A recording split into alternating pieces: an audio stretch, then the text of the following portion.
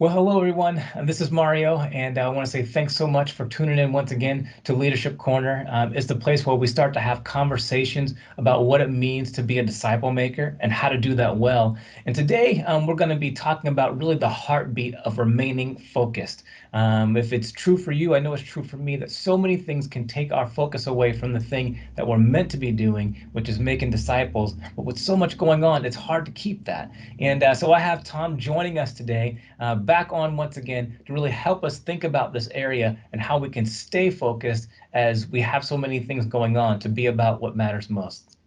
Like when we talk about what's the main thing, how do you talk about that? What do you see as the main thing as people who follow Jesus?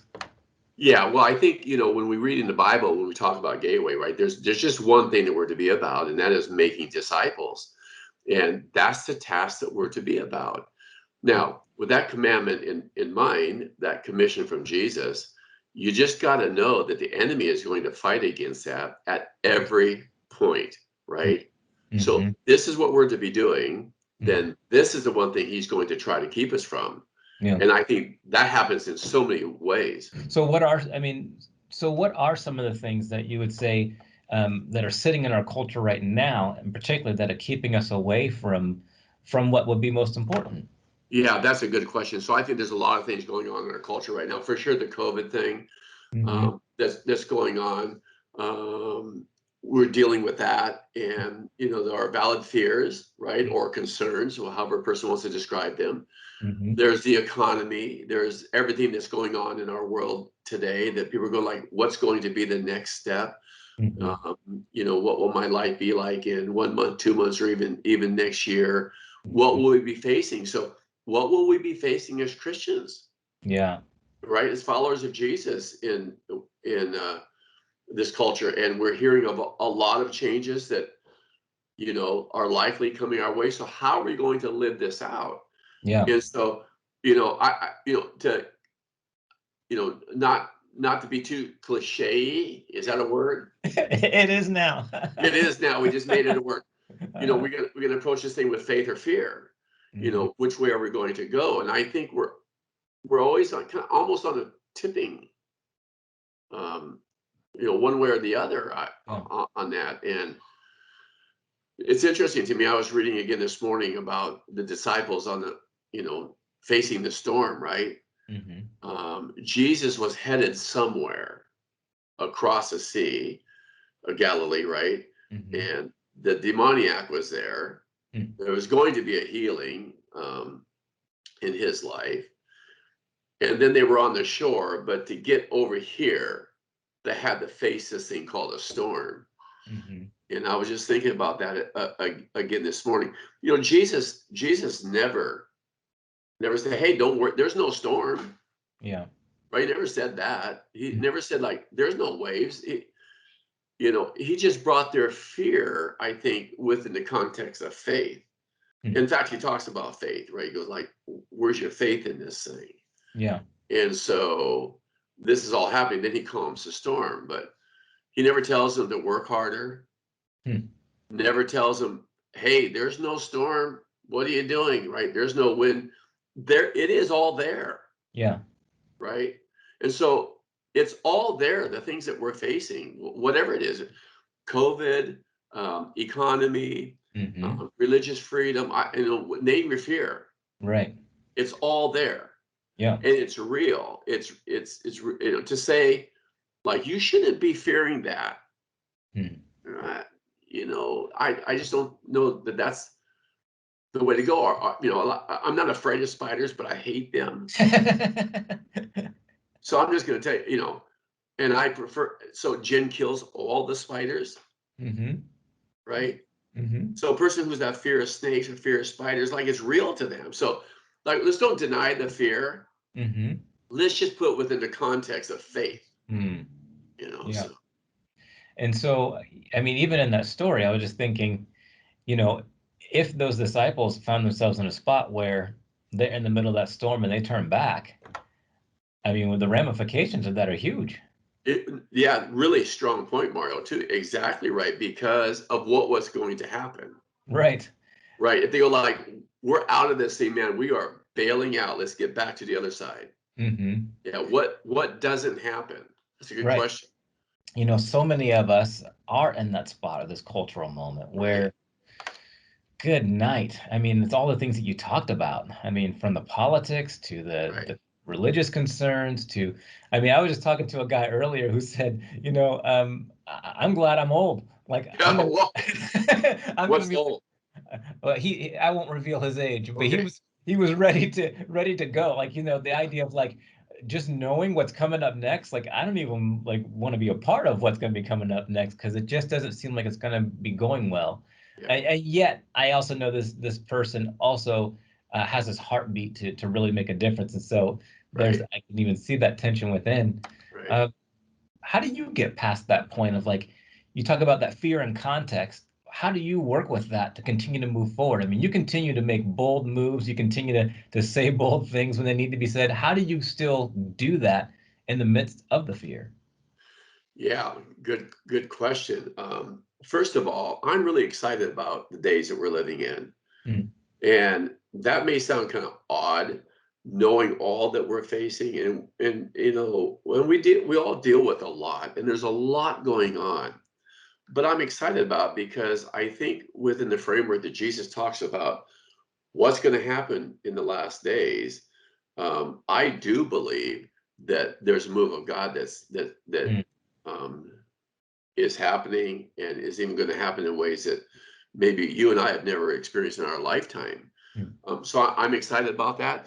mhm, But I think that for me, kind of living this thing out, it just begins again with my time with Jesus, and that's that's not over spiritualizing mhm, this thing, right? This is where we've got to be. This is where we have to live. Um, I had discovered that my own fears, and I have them, and my own worries and my own concerns diminish. mm, Um, if I'm using this lens, picture this circle, right? Or faith over fear, that my fears, my concerns, my worries about all this going on diminish when I abide with Jesus. I mean, it's for the sake of sounding again really like over spiritual. I don't know else how to say it, mm, but um I think just the place that we have to be as followers of Jesus, as believers, and when we're there, um then I think we approach life, we approach the storm like the disciples. They go like, okay, I'm not sure how, but I know we're going to get to the other side, mm, right?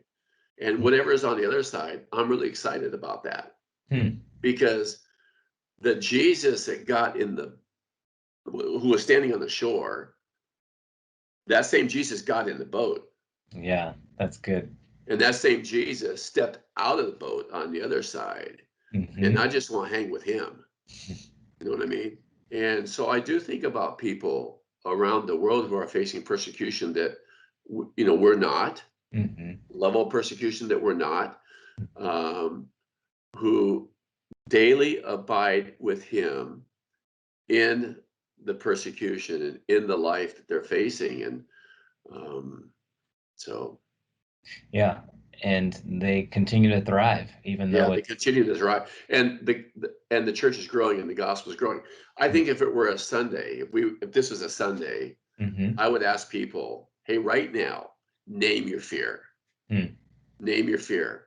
Don't worry about anyone else. Just name your fear. What is it mm-hmm. that you think is holding you back from living out this life for Jesus? Whether it's making disciples Mm-hmm. or taking the next step. So name your fear, Mm-hmm. and don't worry about the next person beside you, because our fears are different. Yeah. They're different, but they're valid, Mm, right? Because your fear might be different than my fear, mm-hmm. but it's your fear. And so name your fear, Mm-hmm. and then take it to Jesus. It was this morning. It was in my private time with Jesus, and so I've started by kind of beginning in silence, which is, it's a hard place for me to be. No. No, I'm the guy that likes words, right? And so I have actually um, begin my time in silence, and I kind of gauge it by my first cup of coffee. So that may feel weird, but it takes me a certain amount of time to drink one cup of coffee. I think I'm going to drink this cup of coffee in silence. So it's just my way of kind of preparing for kind of my next phase of my prayer time. It was interesting this morning. Um, Psalm 25 says this: to you, O Lord, I lift up my soul. Oh my God, in you I trust. Do not let me be ashamed. Do not let my enemies exalt over me. And I begin to think about that. And I think sometimes, we can live in shame for the fear that we're facing, right? We can. And that's just a trick of the enemy. So that's what I say, when we name our fear, we go like God, here it is. Yeah. Don't let the enemy shame you over that, right? Do not let my enemies exult over me. Now, this is prayer of David. And when those kinds of prayers are prayed, and the Lord's faithful to meet us in that. It's crazy because, the Lord's faithful to meet us. And I find my faith being built. And I find, whatever I might be facing, concerns, worries, fears, put it in whatever category that you want, really begin to diminish, right? And that's the power of his word. That's the power of prayer. I was sitting this morning, had this weird thought, shared it with my guys group this morning, by the way, our discipleship group. And I had this weird thought, and it was this. So why do you want to spend time with me, Jesus? And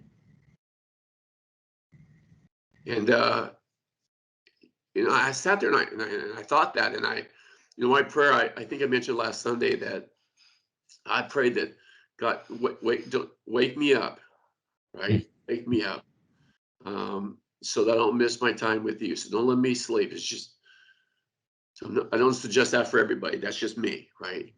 So again, this morning, I was awake, and I got up, and I just sat in that moment. I go like, what? Why do you wake me up, and why do you want to spend time with me? I mean, the thought that the Creator of this world wants to spend time with us, and when I spend time with Him, not only do my fears diminish, not only do my worries and concerns diminish, but man, I face the day, and His calling on my life, His calling on our life with vigor. With maybe a renewed joy sometimes of this is what we get to do, and we get to live out this mission of making disciples, of helping one another to grow together. So I'm taking it all in. I mean, I don't even have words for it at the moment, because it seems like such a powerful pathway to stay focused, to remain in the direction that we're going to go. I mean, it's so simple, but it's so powerful. And it really, I appreciate that of all the things that you would say, here's the thing we need to do to remain focused. It's not a book, it's not something else that's out there. It comes back to the very thing that we talked about last time. And it's abiding. It's exactly right. That's it. And when we do, man, Jesus just does amazing things in spite of us. So. Thank you. Yeah. Thank you so much, Tom, for joining. Thank you. Yeah, I pray that for all of us that are watching, that I even just find my hands being open as a way to just receive those words in our heart and our life. We're going to be talking about a whole lot of the nuts and bolts of what disciple making looks like, but we just felt like in order to even have that conversation, we've got to have this conversation to talk about the heartbeat, what's most important, this life with Jesus. That's what fuels our disciple making. And as we do, just be on the lookout for these next couple of weeks as we continue to talk about the nuts and bolts of disciple making. It's just so great to be able to have you on. We look forward to seeing you next time. Tom, thank you so much for joining us. We appreciate it. Thank you. Thanks for the chance. Indeed. Well, we'll see you guys next time. Thanks so much for joining in.